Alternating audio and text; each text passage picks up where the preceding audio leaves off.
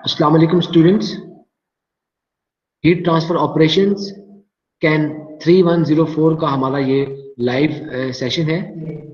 आज के इस सेशन में हम मजीद कुछ कंटेंट्स कवर करेंगे। तो लेक्चर शुरू करते हैं। आज के इस लेक्चर में खास तौर पर हमने एंथैल्पी बैलेंस लगाना है, जो कि हमारे पास सिंगल इफेक्ट इवेपोरेटर के ऊपर खास तौर पर अभी आप लोग ऑलरेडी टाइप्स वगैरह को कवर अप कर चुके हैं। आपने देखा है कि डिफरेंट किस्म के टाइप्स होते हैं। तो सिंगल जो इफेक्ट इवेपोरेटर है, ये एक बड़ी ही कॉमन एक टाइप है, एक सिंपलेस्ट इवेपोरेटर है। और हम इस सिंपलेस्ट इवेपोरेटर को चूज करते हुए हम इस इवेपोरेटर के ऊपर एंथैल्पी बैलेंसेस लगाएंगे और देखेंगे कि किस तरीके से हम जो है इन मुख्तलिफ चीज़ों की मदद से हम जो है अननोन जो अमाउंट है वो उसमें से फाइंड आउट कर सकते हैं। तो देखिए कि आपके पास ये एक सिंगल इफेक्ट इवेपोरेटर है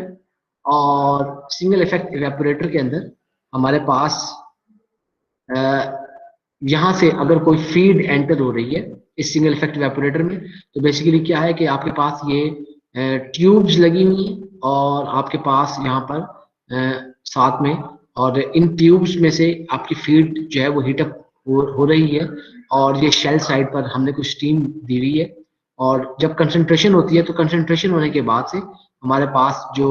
जैसे जैसे वो हीट एक्सचेंज होती है और जो वेपर्स इसमें से आपकी फीड में से जो इवेपोरेशन होगी वो वेपर्स होंगे, तो वो यहाँ पर कंडेंसर है और कंडेंसर के बाद यहाँ पर आपके पास एक सेपरेशन हो रही है। वेपर्स को अलग कर लिया जाता है लिक्विड से और लिक्विड को दोबारा से इस तरह हम उसको सर्कुलेट वगैरह भी कर रहे हैं। और साथ में आपके पास जो प्रोडक्ट है वो आपके पास थिक जो लिकर है वो ये हुआ है। तो इसके अंदर कुछ नोटेशंस हैं, उन नोटेशंस के ऊपर बात कर लेते हैं। तो हमारे पास सबसे पहले जो हीटिंग मीडियम है, यानी कि हीटिंग मीडियम, अगर आपके पास अगर सिंगल इफेक्ट इवेपोरेटर कोई ऐसा जैकेटेड वेसल है तो जैकेट की सूरत में हमारे पास जहाँ स्टीम एंटर की जाएगी वो है हीटिंग स्पेस। तो जो स्टीम है उसके लिए हम उसको MS, वो आपके पास जो मैश फ्लो रेट आपका स्टीम का जो आप यूज कर रहे हैं, और स्टीम की जो एंथैल्पी होगी उसको हम HS से डिनोट करेंगे। इसी तरह हमारे पास जो कंडेंसेट होगा, क्योंकि आपके पास जो स्टीम जितनी होगी कंडेंसेट की भी उतनी ही अमाउंट होगी। डजेंट मैटर आपके पास वो आपने उसने फेस चेंज कर लिया होगा, लेकिन वो अमाउंट वही होगी। तो आपकी कंडेंसेट भी उसी तरह MS।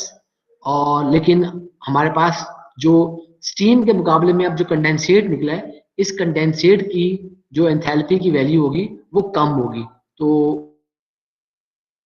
उसकी जो वैल्यू कंडेंसेट की वैल्यू को हम उसको HC से डिनोट कर रहे हैं। आपके पास यहाँ पर शेल साइड के अंदर से स्ट्रीम एंटर हुई और उसके बाद ये कंडेंसेट जो था वो रिमूव हो गया।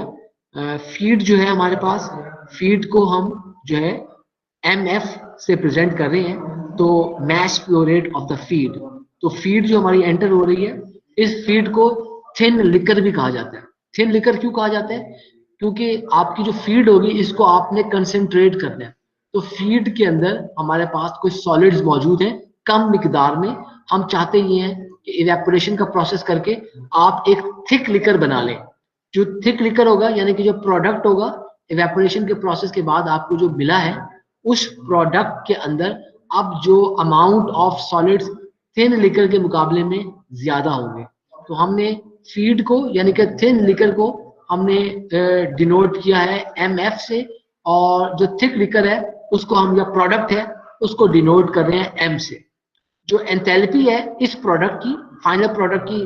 कंसंट्रेटेड प्रोडक्ट की, थिक लिकर की, उसको हमने H एंथैल्पी से हमने डिनोट किया। और उसके बाद जो आपकी फीड है उसको हमने HF, उसकी जो एंथैल्पी है उसको हमने HF से हमने डिनोट किया। अच्छा जी, ये तो थी कुछ इसके अंदर से हमारी नोटेशंस जिनको हमने यूज किया। तो देखिए कि हमारे पास जो सिंगल इफेक्ट इवेपोरेटर होता है उसका जो फंक्शन है बुनियादी, उसके जरिए आप इवेपोरेशन कर रहे हैं, कंसेंट आप अपने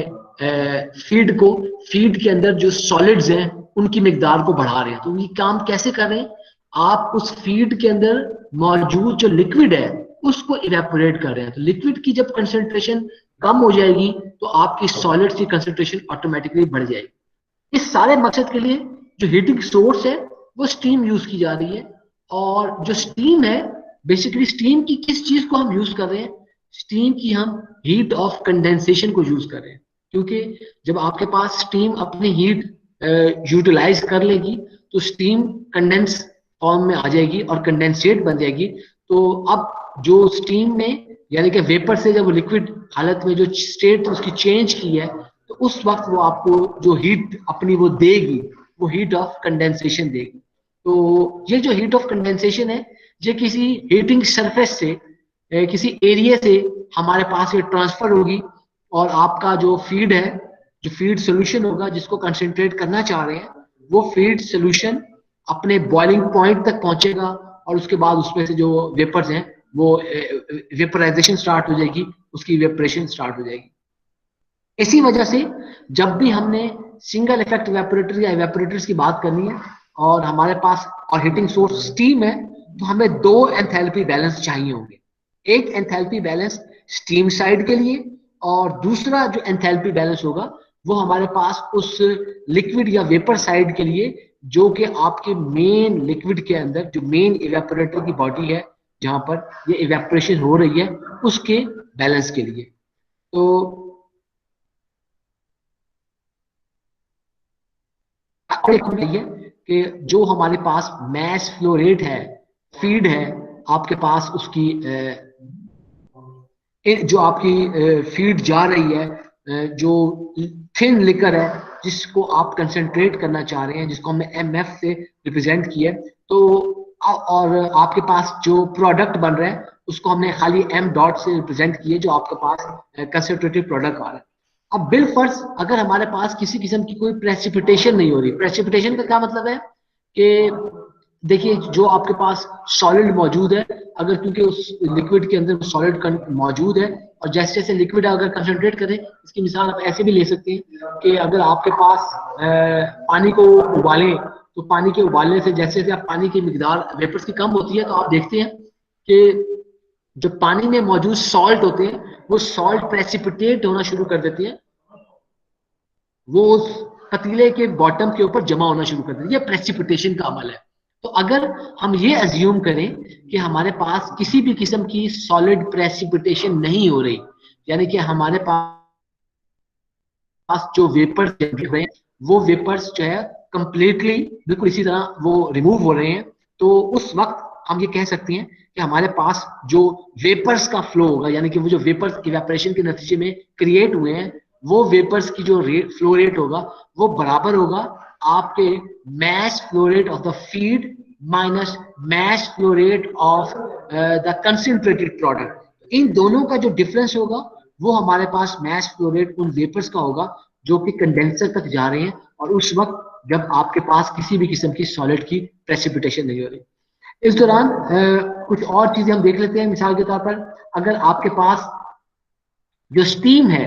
वो स्टीम की बात कर रहे हैं कि जिस स्टीम को कंडेंस किया जा रहा है तो उस स्टीम का जो कंडेंसिंग टेम्परेचर है कि कंडेंस करते हुए उसका जो टेम्परेचर होगा उसको टीएस से प्रेजेंट करें और आपकी फीड जिस टेम्परेचर पे बॉईल कर रही है तो उसको अगर हम बॉइलिंग टेम्परेचर कहें उसको टी से प्रेजेंट करें और टीएफ अगर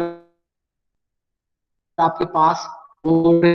फीड हो और साथ साथ हम कुछ फर्दर और ये चीजें एज्यूम करें कि हमारे पास ये जो प्रोसेस है ये लीकेज फ्री प्रोसेस है। हमारे इस प्रोसेस के दौरान किसी भी किस्म के जो सॉलिड्स हैं वो आपके ट्रैप नहीं हो रहे आपके पास, और वो जो सॉलिड्स हैं उनकी कोई एंट्रेनमेंट नहीं है, कहीं रुकावट नहीं है। और हमारे पास वो जो खास तौर पर जो ऐसी चीजें जो कि कंडेंस नहीं हो सकती, मिसाल के तौर पे सॉल्ट्स वगैरह, उनकी कोई रुकावट नहीं है, कुछ सॉलिड्स की कोई रुकावट नहीं है। तो इसी तरह हम हीट लॉसेस को भी अगर कंप्लीटली इग्नोर कर दें, जो हीट लॉसेस पॉसिबल है कि लैगिंग के प्रॉपर ना होने से या आपके इक्विपमेंट के प्रॉपरली डिजाइन ना होने से या उसकी इंसुलेशन के प्रॉब्लम होने की वजह से, हम उनको भी फिलहाल अगर इग्नोर करते हैं तो हमें देखिए ये मालूम है कि आपके पास जो स्टीम एंटर होती है इवेपोरेटर की हीटिंग स्पेस पे तो वो जो स्टीम है वो हम वैसे सैचुरेटेड स्टीम लेते हैं, लेकिन वो सुपर हीटेड स्टीम भी हो सकती है। ये पॉसिबल है कि आपके पास वो स्टीम थोड़ी सी सुपर हीटेड हालत में हो, और उस वक्त वो जो कंडेंसेट उस इवेपोरेटर में से लीव करेगा, तो वो जो कंडेंसेट है वो सब कूल्ड लिक्विड हो सकता है, यानी कि वो ठंडा लिक्विड हो सकता है। इतनी ज्यादा हीट वो रिमूव कर दे कि अब आपके पास जो लिक्विड है, और जो कि अपने बॉइलिंग पॉइंट से जिसका टेम्परेचर कम हो। अच्छा, अब ये अगर हमारे पास ये जो सुपर हीट है और ये जो सब कूलिंग है, ये दोनों जो हमारे पास कंडीशंस हैं स्टीम की, इनके दरमियान में जो हमारे पास ये इफेक्ट्स इनके बड़े नेगेटिव इफेक्ट है। इसी वजह से हम जो एंथैल्पी बैलेंसेस हैं उनके अंदर सुपर हीट यानी कि स्टीम का सुपर हीट होना या आपके कंडेंसेट का सब कूल होना, इन चीजों को हम इग्नोर कर देते हैं, इनको हम ख्याल नहीं करते। अच्छा, अब ये अगर आप इग्नोर कर लेते हैं इन चीजों को, तो पॉसिबल है कि आपकी कैलकुलेशन के अंदर कोई एरर आ जाए, कोई आपके अंदर थोड़ा बहुत इसके अंदर फर्क होता है, रियलिटी में फर्क होता है, लेकिन ये फर्क कंपेंसेट हो जाता है उस वजह से। क्योंकि देखिए कि अगर आपके पास हम जिस वक्त भी हम ये जो डिफरेंस है इनके दरमियान में, सुपर हीट और सब कूलिंग के दरमियान में ये जो डिफरेंस है, इसको हम कंपेंसेट करते हैं इस चीज को इग्नोर करके कि हमारे एवेपोरेटर में से, एवेपोरेटर की जो हीटिंग स्पेस है जहां पे स्टीम आपने यूज की है, उस स्पेस में से किसी भी किस्म की हीट लॉसेस नहीं हो रहे। तो ये दो चीजें आपस में इक्वल हो जाती हैं, और इसका मतलब है कि आपकी जो इक्वेशंस एंथैल्पी बैलेंसेस की बनेगी वो बड़ी स्ट्रेट फॉरवर्ड, बड़ी सी सिंपल सी इक्वेशन बन जाएगी। तो अब अगर हमारे पास जो स्टीम की जो एंथैल्पी है,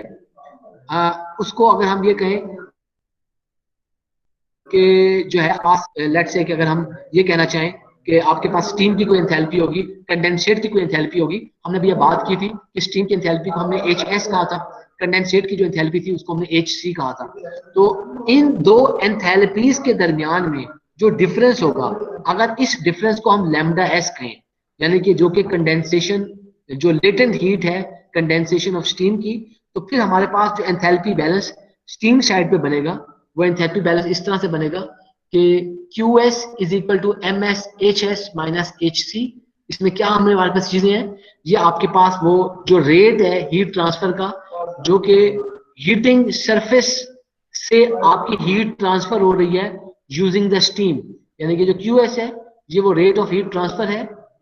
एक्चुअली, जो कि आपके किसी हीटिंग सरफेस के से ट्रांसफर हो रही है यूजिंग द स्टीम। ये आपके पास मैश ऑफ द स्टीम है। तो हमारे पास जो इसको मल्टीप्लाई कर रहे हैं एंथैल्पी के साथ, तो हमारे पास जो एंथैल्पी डिफरेंस है, enthalpy of the steam minus enthalpy of the condensate, इन दोनों डिफरेंसेस को अगर हम ये कहते हैं कि ये आपके पास latent heat of condensation of steam है। बात भी समझ आती है, क्योंकि स्टीम है जब कंडेंसेट में बनी तो आपने उसमें से जो लेटेंट हीट ऑफ कंडेंसेशन है उसको रिमूव कर लिया,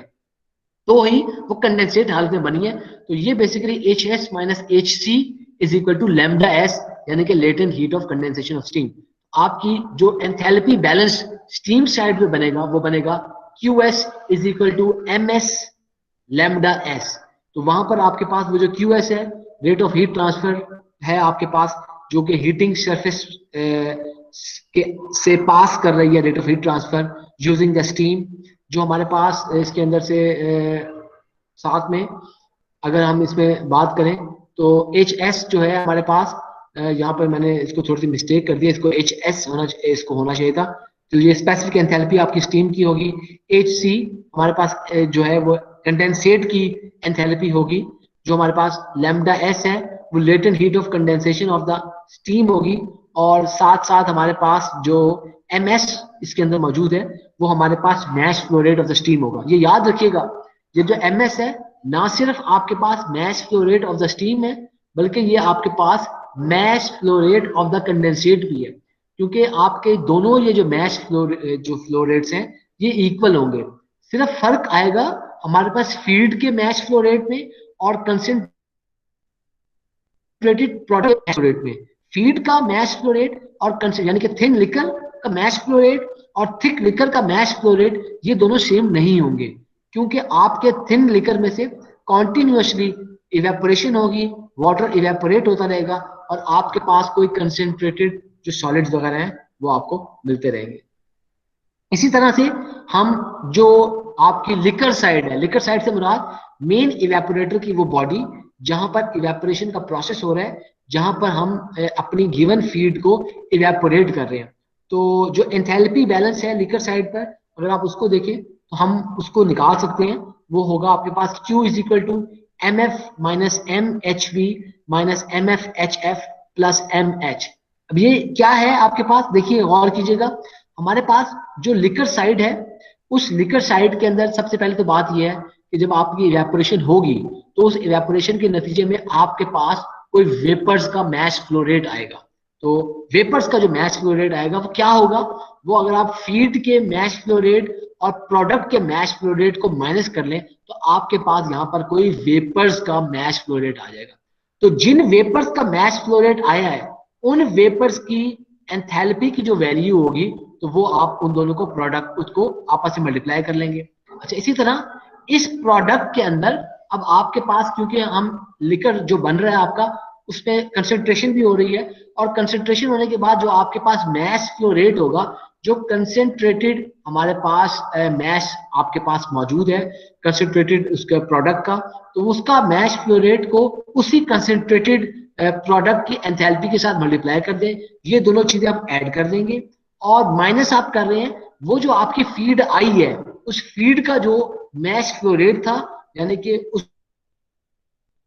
फीड एक आपका फीड थी जिस फीड में से हमारे पास बेसिकली वेपर्स भी बने हैं और ये प्रोडक्ट भी बना है। हमारे पास ये बेसिकली ये फीड थी, तो इस फीड में से हमारे पास ये वेपर्स भी बने हैं, हमारे पास ये प्रोडक्ट्स भी बने हैं। तो बेसिकली है क्या, फीड थी, आपके पास एक वेपर्स भी बने हैं तो प्रोडक्ट्स भी बने हैं। तो हमारे पास इस फीड में से ये दोनों चीजें बनी है, तो लिहाजा आपकी फीड इसमें से वो माइनस हो रही है। हम mass flow rate of the feed और उसको मल्टीप्लाई कर देंगे एंथैल्पी ऑफ द फीड के साथ, जिससे हमारे पास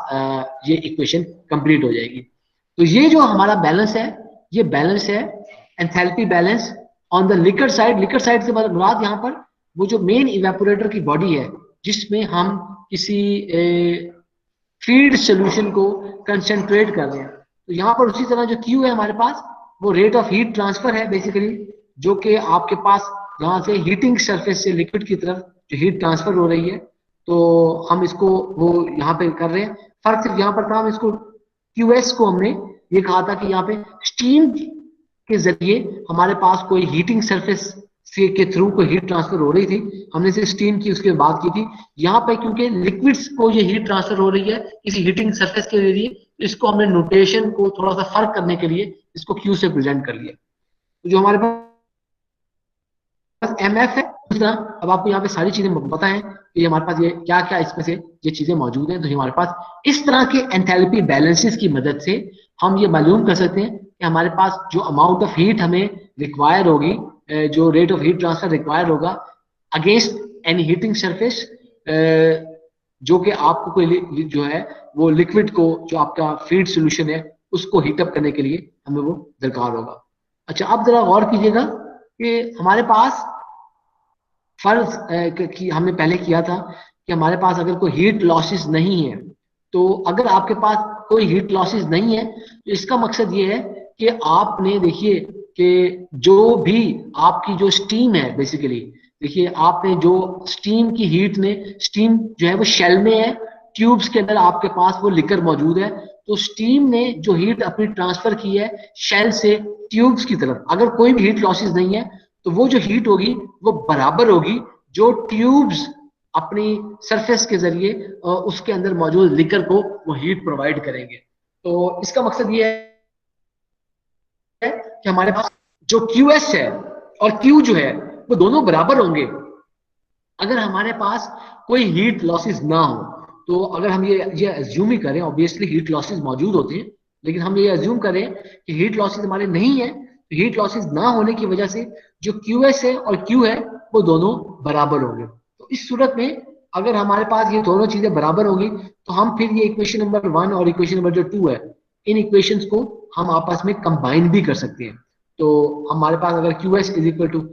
जो है हमारे पास Q है, तो उसको हम कंबाइन भी उसको कर सकते हैं। तो आपके पास कंबाइन करें तो हमारे पास जो इक्वेशन आ जाएगी वो हमारे पास कुछ इस तरह की इक्वेशन आ जाएगी कि Q is equal to M S lambda S is equal to M F minus M H V minus M F H F into M H. आपके पास ये जो थी वो साइड हमारे वहां निकाली थी, यानी कि वो जो Q थी और आपके पास ये QS, दोनों साइडों को इक्वल कर दिया हमने। इस तरह से इनको हमने इक्वेट करके हमने इनकी कोई इक्वेशन बना ली है। अब हमारे पास यहाँ पर जो फील्ड सोल्यूशन है या यानी कि जो लिकर साइड है, लिकर साइड पर हमारे पास तीन मुख्तलिफ किस्म की एंथैल्पीज हैं। एच वी है, यानी कि ये उसकी एंथैल्पी है उन वेपर्स की जो कि इवेपोरेशन के नतीजे में हमारे लिक्विड में से इवेपोरेट होकर वो बने हैं। उसके अलावा जो आपके पास एच एफ है, बेसिकली ये उसकी फीड की एंथैल्पी है जो कि फीड के टेम्परेचर की वजह से उसकी वैल्यू होगी। जो एच है हमारे पास एंथैल्पी, ये प्रोडक्ट की एंथैल्पी है जो ऑफ कोर्स उसके कोई टेम्परेचर की वजह से हमारे पास वो एंथैल्पी की वैल्यू होगी। तो ये जितनी भी वैल्यूज होती हैं ये बड़ी स्ट्रांगली डिपेंडेंट है, खास तौर पर जो हमारे करेक्टरिस्टिक्स हैं। ऐसे करेक्टरिस्टिक्स यानी कि हमारे पास डिपेंड करता है कि वो सोल्यूशन जिसको हम कंसंट्रेट करना चाह रहे हैं वो सोल्यूशन किस किस्म का है। अच्छा, अब क्या होता है कि जब आपके पास अक्सर औकात हमारे पास मोस्टली जो हमारे सॉल्यूशंस होते हैं, जब उनको आप एक कांस्टेंट टेम्परेचर के ऊपर अगर आप उनको जो है उनको मिक्स करें या उनको डाइल्यूट करें तो उस वक्त वो अपनी इतनी ज्यादा हीट जो है रिलीज नहीं करते। अच्छा, खास तौर पर ये ट्रू किस केस में है? ये ट्रू उस केस में है कि अगर आपके पास कोई जो ऐसे सॉल्यूशंस हैं जैसे कि ऑर्गेनिक कोई सब्सटेंसेस हैं, कोई आपके पास ऑर्गेनिक मटेरियल्स हैं, और जैसे मिसाल के तौर पर आप कह सकते हैं शुगर है, सॉल्ट है, या इस तरह के और डिफरेंट ऑर्गेनिक प्रोडक्ट्स हैं। तो ये जो ऑर्गेनिक सब्सटेंसेस हैं ये बेसिकली हमारे पास जब इनको मिक्स किया जाता है या इनको डिसॉल्व किया जाता है एट कांस्टेंट टेम्परेचर, तो इनकी मदद से इतनी ज्यादा हीट रिलीज नहीं होती। और इसी तरह कुछ ऐसे इनऑर्गेनिक सब्सटेंसेस भी मौजूद हैं जिनकी वजह से आपकी जो हीट है वो रिलीज नहीं होती। लेकिन हमारे पास कुछ ऐसे केमिकल्स हैं जैसे कंसंट्रेटेड एसिड्स या कंसंट्रेटेड बेसिस, मिसाल के तौर पर सोडियम हाइड्रोक्साइड, कैल्शियम क्लोराइड वगैरह, ये वो हमारे पास सब्सटेंसेस हैं जब ये कंसंट्रेटेड सॉल्यूशंस की फॉर्म में होते हैं, और उस वक्त अगर इनको मिक्स किया जाए या इनको डाइल्यूट किया जाए तो फिर इनकी जो है हमें एक कंसिडरेबल अमाउंट ऑफ जो है हीट ऑफ डाइल्यूशन भी हमें मिलती है। तो इस वजह से हमारे लिए इसको फिर हैंडल करना आसान नहीं रहता, ये इनकी इस तरह सिंप्लीफाई नहीं होगा। आपको इन तरह के सब्सटेंसेस के लिए खास तौर पर जो हीट ऑफ डाइल्यूशन या हीट ऑफ मिक्सिंग है उसका भी ख्याल रखना पड़ेगा। तो इसी वजह से हमें क्या करना पड़ता है, हम ये करते हैं कि देखिए अगर आपके पास, आपको पता है कि इवेपोरेशन के नतीजे में हम लेटेंट हीट ऑफ वेपोराइजेशन वो तो हम ऐड करते ही हैं, लेकिन खास तौर पर जिस वक्त आपके कोई जो डाइल्यूट सब्सटेंसेस हो, इस तरह के डाइल्यूट सब्सटेंसेस जिनकी मैं बात कर रहा हूँ कि सल्फ्यूरिक एसिड, सोडियम हाइड्रोक्साइड, जिनकी कोई हीट ऑफ मिक्सिंग है, कोई हीट ऑफ डाइल्यूशन है, तो ऐसे डाइल्यूट सब्सटेंसेस को जब कंसेंट्रेट किया जाता है तो फिर इसी वजह से के साथ साथ हम एक और एक्सटर्नल जो उतनी ही अमाउंट में हमें कुछ मजीद हीट भी हमें चाहिए होती है जब हम इनको करते हैं because of their latent heat of because of their heat of dilution और हीट ऑफ मिक्सिंग। अब हमारे पास दो केसेस हैं। पहला केस हमारे पास ऐसा है कि हम एनर्जी बैलेंस देख रहे हैं उस वक्त जिस वक्त आपके पास जो हीट ऑफ डाइल्यूशन या हीट ऑफ मिक्सिंग है वो कोई नेग्लिजिबल है। अगर हमारे पास हीट ऑफ डाइल्यूशन या हीट ऑफ जो मिक्सिंग है अगर वो आपके पास नेग्लिजिबल हो तो फिर क्या होता है कि हम अपनी जो स्पेशली सिंगल इफेक्ट इवेपोरेटर्स हैं उनके केस में हम स्पेसिफिक हीट और टेम्परेचर जो हमारे सॉल्यूशंस के मिले होंगे, मिसाल के तौर पे देखिए आपके पास इनिशियल टेम्परेचर होगा, फाइनल टेम्परेचर होगा, कोई आपके पास स्पेसिफिक हीट्स होंगी, इनिशियल फीड की, कंसंट्रेटेड प्रोडक्ट की, तो इनकी मदद से हम एंथैल्पी बैलेंसेस को कैलकुलेट कर सकते हैं। तो मिसाल के तौर पर अगर आपके पास जो रेट ऑफ हीट ट्रांसफर है Q है ऑन साइड, तो हमारे पास वो जो मेन इवेपोरेटर बॉडी है, उस मेन इवेपोरेटर बॉडी के अंदर अगर जो हीट ट्रांसफर हो रही है, उस हीट ट्रांसफर की जो अमाउंट है वो Q है, तो उस वक्त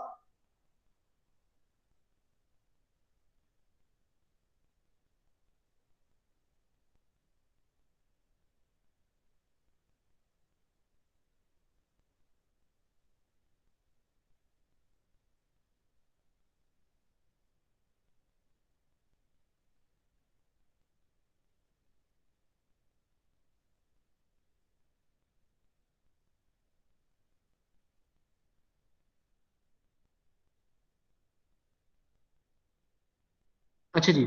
तो अगर हमारे पास हम बात करें जो हमारे पास लेटेंट हीट है हमारे पास, और अगर हमारे पास जैसे मैंने ये बात की थी कि जो रेट ऑफ हीट ट्रांसफर है, जो कि आपके पास आपके उस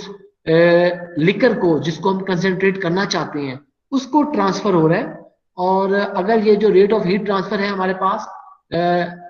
इसको अगर हम इस तरह कहें कि वो जो Q है उसके अंदर हमें कोई और टर्म ऐड कर देते हैं, मिसाल के तौर पर QF ऐड कर देते हैं, तो QF बेसिकली क्या होगी, QF वो आपकी अमाउंट ऑफ हीट ट्रांसफर होगी बेसिकली, जो कि थिन लिकर के टेम्परेचर को उसके फीड टेम्परेचर जो कि TF था उससे उसके बॉइलिंग टेम्परेचर T तक पहुंचा दें।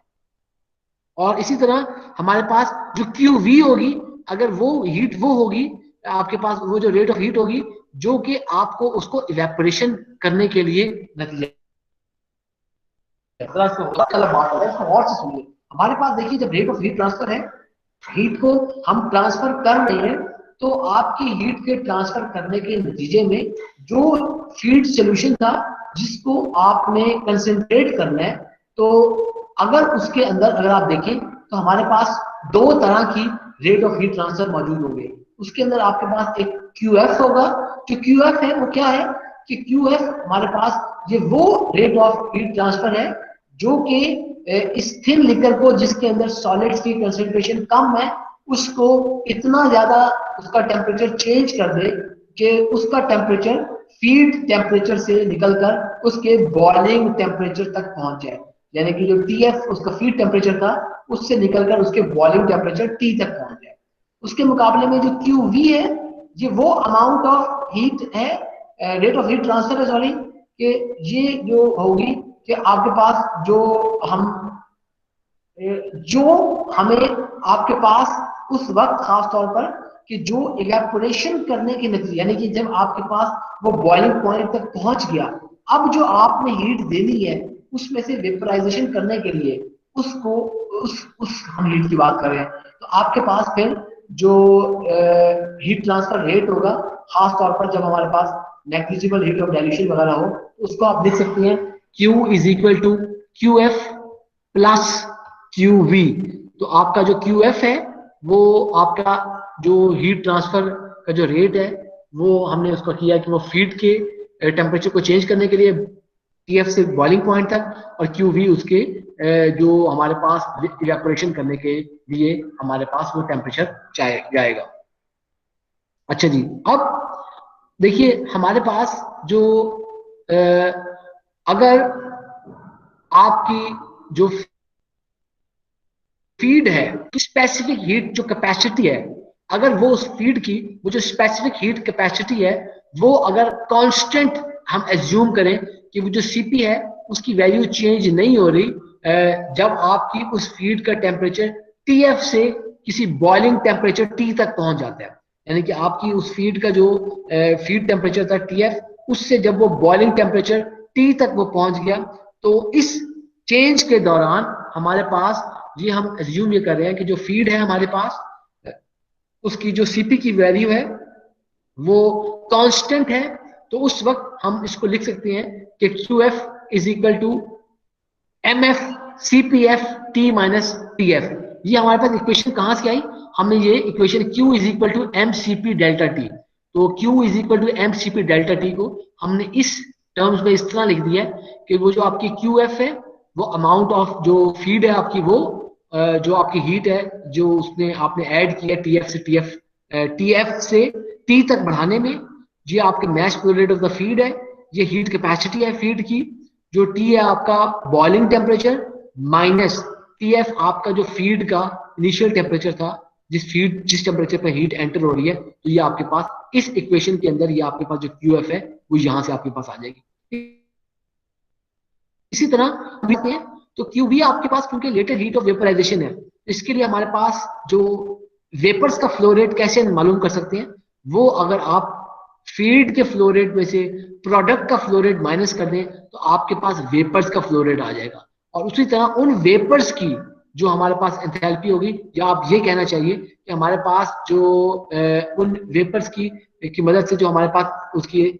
जो हीट ऑफ कंडेंसेशन वगैरह है, हमने उसको लैम्डा वी हमने उसको कह दिया। तो आपके पास जो हमारे पास लेटेस्ट हीट ऑफ उसकी वेपराइजेशन की वजह से अगर ये जो आपके पास इक्वेशंस बनती हैं, इन इक्वेशंस को अगर हम इस इक्वेशन नंबर 4 के अंदर हम अगर आप पुट कर लेते हैं तो हमारे पास जो चीज आ जाती है वो अगर आप देखिए Q is equal to M F C P F T minus T F plus M F minus M lambda. तो ये हमारे पास यहाँ से इक्वेशन जो है हमने इसको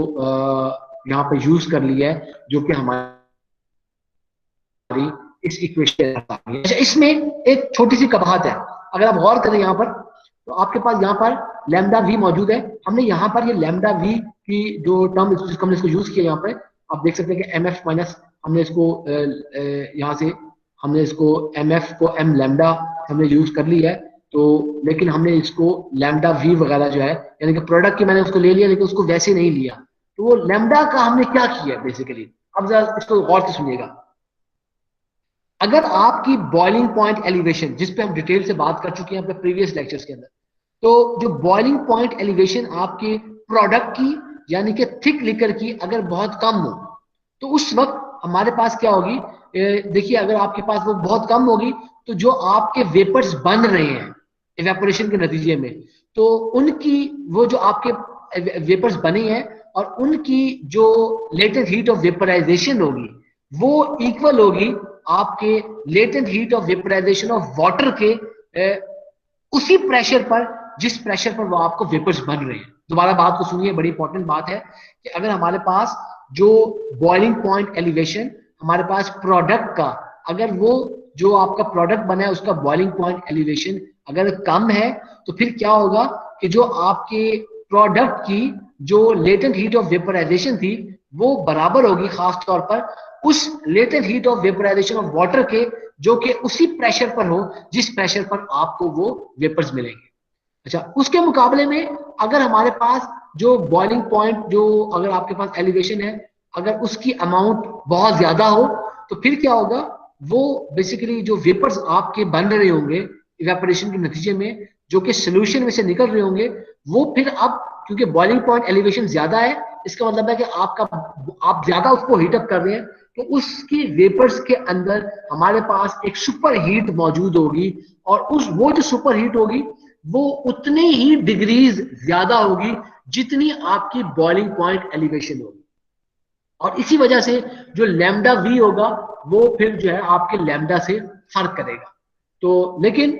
प्रैक्टिकली अगर सच पूछा जाए, देखा जाए, हम क्या करते हैं, हम क्योंकि लैम्डा को स्टीम टेबल की मदद से हम इसको कैलकुलेट कर लेते हैं, लैम्डा को हम उसको इस तरह हम उसको यूज नहीं करते, हम बेसिकली उसको बड़े सक्सेसफुली हम उसको जो है इग्नोर वगैरह कर देते हैं। और उसके इग्नोर करने की वजह से हमारे पास अगर यहाँ पर ये जो TF है, अगर ये जो हमारा TF है, ये TF अगर ये पॉसिबल है, अगर ये TF हमारा यानी कि जो फीड टेम्परेचर है हमारा या थिन लिकर का जो टेम्परेचर है, ये टेम्परेचर अगर उसके बॉइलिंग टेम्परेचर से ज्यादा हो, अगर ये टेम्परेचर ये TF अगर ये T से यानी कि बॉइलिंग टेम्परेचर से ज्यादा हो, तो ये आपकी सारी की सारी टर्म जो है ये नेगेटिव बन जाती है। और इसका मतलब है, इस नेगेटिव टर्म का मतलब ये होता है कि जब ये आपके पास ये नेगेटिव हो गई है तो हमारे पास ये फिर नेट एंथैल्पी भी बन जाएगी आपकी, वो जो इवेपोरेटर के अंदर किसी थिन लिकर की मदद से हमारे पास आई है। हुआ क्या है, क्योंकि थिन लिकर ऑलरेडी इतना गर्म है कि उसकी बॉइलिंग पॉइंट ऑलरेडी ज्यादा है, तो बेसिकली वो जो इवेपोरेशन के अंदर जो हीट अप यूज हुई है, वो हीट उसी ने ही खुद से ही बाहर से कहीं हीट यूज करनी नहीं पड़ी। तो इस चीज को हम फ्लैश इवेपोरेशन कहते हैं। तो ये फ्लैश इवेपोरेशन कॉमन सेंस भी है। देखिए आपको मैंने बताया था कि हमने इसको फ्लैश इवेपोरेशन को हमने किसी और जो है खास तौर पर मेरे ख्याल में हमने हीट एक्सचेंजर्स के अंदर ही हमने कहीं इसको शुरू में कहीं हमने इसको डिस्कस किया था। फ्लैश इवेपोरेटर के अंदर फ्लैश इवेपोरेशन के अंदर हमने ये देखा था कि आपके पास ये जो फ्लैशिंग करते हैं उसके अंदर क्या होता है कि अगर आपके पास कोई बहुत ज्यादा हॉट लिक्विड मौजूद है और आप उसको कोई उसका एरिया चेंज कर देते हैं, तो पाइप से जब वो निकल कर, जब फीड आपकी पाइप से निकलकर एक खुले पैन के अंदर या आपके एक बड़े एरिया के अंदर आती है, तो उसकी प्रेशर के चेंज होने की वजह से फिर क्या होता है कि उसके अंदर वो फ्लैश खुद ब खुद इवेपोरेशन शुरू हो जाती है। ऑलरेडी उसका जो टेम्परेचर होता है वो अगर फीड से ज्यादा होगा, तो ये जो ऑटोमेटिक प्रोसेस है उसको हम फ्लैश इवेपोरेशन से हम। लेकिन इसके दूसरे तरफ अगर हमारे पास इस इक्वेशन के अंदर, इक्वेशन नंबर 7 की बात कर रहा हूं, इस इक्वेशन में अगर हमारे पास जो बॉइलिंग टेम्परेचर है, स्ट्रेट फॉरवर्ड होगा, अगर बॉइलिंग टेम्परेचर जो टी है हमारे फीड टेम्परेचर यानी कि टीएफ से अगर आपका कम होगा, तो फिर आपके पास ये जितनी सारी की सारी टर्म है हमारे पास, ये जो एम एफ, ये सारी की सारी जो टर्म है, ये अगर ज्यादा हो तो ये सारी की सारी टर्म पॉजिटिव हो जाएगी। और जब ये टर्म पॉजिटिव होगी तो इसका मकसद ये है कि अब आपको स्टीम चाहिए, अब कोई फ्लैश इवेपोरेशन नहीं होगी, तो हमारे पास फिर हमें कोई स्टीम की अमाउंट चाहिए। तो ये फिर आपके पास बेसिकली ये जो टर्म है उस वक्त ये एक एज अ हीटिंग लोड के तौर पर यूज हो रही होगी कि हमारे अब कोई स्टीम हमें चाहिए इस हीट को प्रोवाइड करने के लिए, और वो आपकी amount of that heat will be required. तो आपकी ये कोई हीटिंग रिक्वायरमेंट है और ये आपके पास कोई उसके अंदर कोई चीज है। इस अगर फाइनली समराइज करें तो हमें पता ये चलता है कि आपके पास बेसिकली जो हीट यूज की जाती है किसी कंडेंसिंग स्टीम की मदद से, मिसाल के तौर पर जो कंडेंसिंग स्टीम आपको हीट प्रोवाइड कर रही है, वो हीट जो वाटर को वेपराइज करने के लिए, जो उसके सोल्यूशन से वाटर को वेपराइज करेगी, तो उसके अंदर इस्तेमाल हो रही है। और दूसरी चीज हमें यह पता चलती है कि आपने अगर अपने खास तौर पर देखिए, अगर आपके पास बॉइलिंग पॉइंट फीड को आपने अगर उसके बॉइलिंग पॉइंट तक हीटअप करना है, और अगर फीड का टेम्परेचर ऑलरेडी बॉइलिंग पॉइंट जितना हो या बॉइलिंग पॉइंट से ज्यादा हो, तो हमारे पास जो इवेपोरेशन हो रही होगी उसका एक बड़ा हिस्सा फ्लैश इवेपोरेशन के ऊपर भी मुश्तमिल होगा, जिसकी वजह से आपको फिर जो अमाउंट ऑफ स्टीम जो आपकी रिक्वायर होगी, आपके पास जो स्टीम आपकी रिक्वायर होगी, वो उस स्टीम को हम जो है अमाउंट आपकी रिक्वायर होगी वो अमाउंट कम होगी। एक दूसरा केस देखते हैं हमारे पास जो एंथैल्पी बैलेंसेस। अगर हमारे पास कोई बहुत बड़े चेंजेस हो, यानी कि हीट ऑफ डाइल्यूशन वगैरह या हीट ऑफ मिक्सिंग वगैरह, अगर हमारे पास वो हो, तो उस केस में हमें क्या करना पड़ेगा, उस केस को भी जरा हम देख लेते हैं। देखिए, अगर हमारे पास ऐसा कोई केस है, जैसे मैंने अभी आपको बताया था, स्पेशली कंसेंट्रेटेड एसिड्स के केस में, कंसेंट्रेटेड बेसिस के केसेस में, ये हमारे पास हम लेटेंट हीट ऑफ डाइल्यूशन या आपके पास जो मिक्सिंग है, हीट ऑफ मिक्सिंग, उसको इग्नोर नहीं कर सकते। तो इसका मकसद यह है कि अब वो जो आपके पास जो उसको इग्नोर क्योंकि नहीं किया जा सकता, तो फिर हमें जो HF यानी कि जो लेटेंट हीट ऑफ आपकी जो फीड है या आपका लेटेंट हीट ऑफ जो प्रोडक्ट है, उसको फाइंड करने के लिए हम एंथैल्पी कंसंट्रेशन डायग्राम यूज करते हैं। जरा देखते हैं, जरा ये देखिए आपके पास ये एंथैल्पी कंसंट्रेशन डायग्राम है। तो एंथैल्पी कंसंट्रेशन डायग्राम हमें क्या कहती है कि ये हमारे पास डिफरेंट सब्सटेंसेस की हमारे पास ये एंथैल्पी कंसंट्रेशन डायग्राम्स आपके पास ये मौजूद हो सकती हैं। तो बेसिकली एंथैल्पी कंसंट्रेशन डायग्राम्स में हम आपके पास जो सब्सटेंसेस गिवन होते हैं, लेट्स से कि प्रोडक्ट है, आपके पास फीड है, जो कुछ भी है हम उनको mass fraction of the solids in that feed solution या प्रोडक्ट सोल्यूशन की टर्म्स में हम बता सकते हैं। मिसाल के तौर पे आपके पास कोई NaOH की कोई फीड है, आप उसको कंसेंट्रेट करना चाह रहे हैं, तो हमारे पास यहाँ पर डिफरेंट मैस फ्रैक्शन NaOH के दिए हुए हैं, जैसे 0.1, 0.2, 0.3, 0.4, 0.5, 0.6, 0.7, डिफरेंट हमारे पास ये मैस फ्रैक्शंस गिवन है। अच्छा, इसको साथ में देखिए, हमारे पास यहाँ पर फिर ये आपको आइसोथर्म्स नजर आ रहे हैं, ये टेम्परेचर कर्व्स नजर आ रही हैं। ये जो टेम्परेचर कर्व्स है डिफरेंट टेम्परेचर्स के ऊपर हमारे पास ये देखें 100, 150, 200, 250, 300, 350, 450, हमारे पास ये डिफरेंट टेम्परेचर्स के ऊपर ये कर्व्स नजर आ रही है। फिर ये जो वर्टिकल एक्सिस है, यहां से आपको जो एंथैल्पी है वो आपको मिल रही है। फर्ज करें आपके पास जो फीड है, वो जो फीड थी, अगर आपके पास उसकी अगर हम बात करें फीड की, तो आपके पास फीड सोल्यूशन NaOH 10% या 20% NaOH सोल्यूशन है। 20% NaOH सोल्यूशन एट लेट से 200 डिग्री फ़ारेनहाइट। तो आपके पास जो 20% NaOH एट 200 डिग्री फ़ारेनहाइट, तो आप इसको 0.2 को, इसको 20% को, इसको 200 डिग्री तक उसको ले गए हैं। जब आप इसको 200 तक ले गए हैं, उसके बाद आप यहां से उसको वर्टिकली नोट कर लेंगे। वो जो एंथैल्पी होगी वो आपकी HF होगी, एंथैल्पी ऑफ द फीड होगी। इसी तरह हमारे पास जो प्रोडक्ट है, लेट्स से जो प्रोडक्ट था आपका, आपने 50% कर लिया, 0.5 कर लिया, 0.5 जो उसकी मैच फ्रैक्शन है 50% थी, या 0.5 है, तो आपने उसका प्रोडक्ट का जो टेम्परेचर है वो 250 डिग्री उसका फ़ारेनहाइट टेम्परेचर है, तो आपने 250 तक ले गए, और फिर आपने यहां से जो उसकी एंथैल्पी फाइंड आउट कर ली। वो जो एंथैल्पी है वो प्रोडक्ट की एंथैल्पी होगी, वो H होगी। तो इस तरीके से हम एंथैल्पी कंसंट्रेशन जो डायग्राम्स हैं, इनको इस केसेस के अंदर खास तौर पे हम जो आपके पास इक्वेशन वही लगाएंगे, लेकिन इन वैल्यूज के लिए हम इस तरीके से ये एंथैल्पी कंसंट्रेशन डायग्राम्स को यूज करते हैं। अच्छा, ये जो एंथैल्पी कंसंट्रेशन डायग्राम्स यूज, वो मैं डाउनलोड दे उनका कोर्स। जी बेटा क्या प्रॉब्लम है?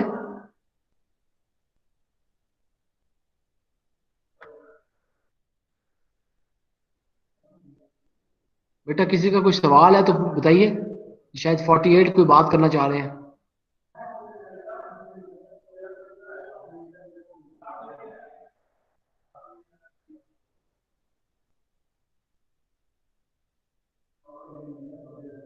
जी बेटा अगर किसी का सवाल है तो बताइए।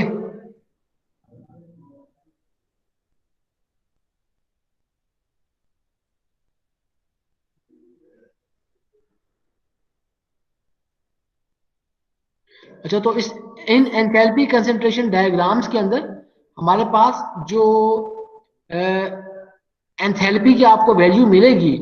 इस तरह के डायग्राम्स में, जैसे मैंने अभी आपको ये डायग्राम दिखाई थी, तो आपको गौर करना पड़ेगा। जैसे ये खास तौर पर डायग्राम आपको शो की थी, इसके अंदर जो एंथैल्पी की वैल्यू होगी वो BTU पर पाउंड के अंदर हमारे पास जो है वो या वो आपके पास जो है जाउल्स पर ग्राम के अंदर होगी। तो डिपेंड करेगा आपके जो यूनिट्स मेंशन हो, आप उसको चेक कीजिए, फिर देखिए कि उसके हिसाब से हम उसको किस तरीके से यूज कर रहे हैं। तो हमारे पास जो खास तौर पर हेल्पी कंसंट्रेशन डायग्राम्स, ये कंसंट्रेटेड जो एसिड्स हैं या बेसिस हैं उनकी मौजूद होती हैं, जिनको हम यूज करते हैं। तो इन एंथैल्पी कंसंट्रेशन डायग्राम्स के अंदर जो आपके पास वाटर के लिए जो एंथैल्पी की जो वैल्यूज हैं, वो as a reference at 30 degree 32 degree Fahrenheit या 0 डिग्री C पर वो वैल्यूज ली गई हैं। तो इसीलिए हम स्टीम टेबल्स की मदद से भी जो खास तौर पर वाटर की जो एंथैल्पी है उसको हम फाइंड आउट कर लेते हैं। तो इनको फाइंड आउट करने के बाद अगर हम इस इक्वेशन अपने जो है, मैं आपको going back to the question number 3, इस इक्वेशन के अंदर ये जो हमारी इक्वेशन नंबर 3 थी, ये जो आप इसकी वैल्यूज आप लोगों ने अब निकाल ली। आपके पास मसला ये था कि आपके पास वो जो HF H या हमारे पास ये HV, ये तो वाटर की आपके पास एंथैल्पी आ जाएगी स्टीम टेबल से। H अब आपने एंथैल्पी कंसंट्रेशन डायग्राम से निकाल ली, HF भी आपने वहां से निकाल लिया, बाकी चीजें आपके पास मटेरियल बैलेंस से आपके पास आ जाएंगी। इसकी मदद से हम यहाँ पर जो अमाउंट ऑफ जो हीट हमारे पास एक्सचेंज हो रही होगी, हम उसको इजीली फाइंड आउट कर सकते हैं। तो अच्छा, इसमें एक चीज और ये देखिएगा कि हमारे पास ये देखिए जो जो इस डायग्राम के अंदर ये जो आइसोथर्म्स हैं, जिसको मैं कह रहा हूं कि ये टेम्परेचर जो कर्व्स हैं, ये कर्व्स हैं, आइसोथर्म्स हैं, और ये यहाँ पर आपके पास कहीं कहीं एंड हो रही हैं, रुक रही हैं। तो बेसिकली हमारे पास ये जिस सिस्टम के अंदर आपके पास यहाँ पे रुक रही हैं, तो वहां पर आपको ये पता लग जाता है कि अब आपके यहाँ से एक्सट्रीमली सॉलिड सब्सटेंसेस शुरू हो रहे हैं। मिसाल के तौर पे देखिए, अगर आपके पास ये यहाँ पे खत्म हो रही है, जिसका मकसद है कि यहाँ से अब आपके पास वो लिक्विड स्लरी इस किस्म की सॉलिड फॉर्म में कन्वर्ट होती जा रही है। तो अब आपके लिए यहाँ पर वो आगे आइसोथर्म्स वगैरह मौजूद नहीं है। लेकिन अगर आप असूलन देखें तो हम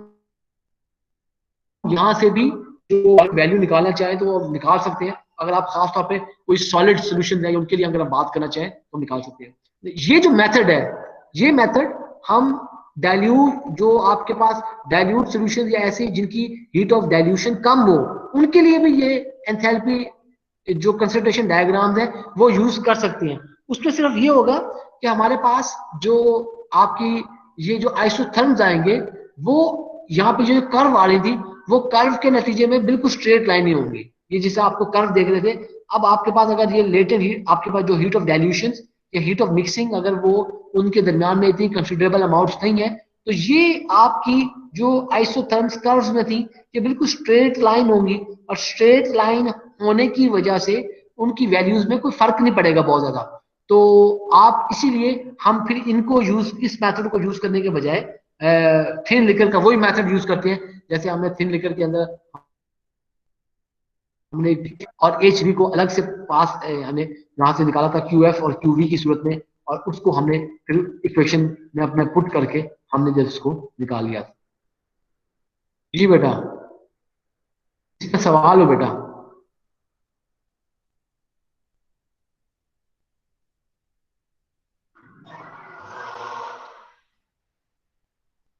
जी स्टूडेंट्स, अगर किसी का सवाल है तो आप लोग पूछ सकते हैं।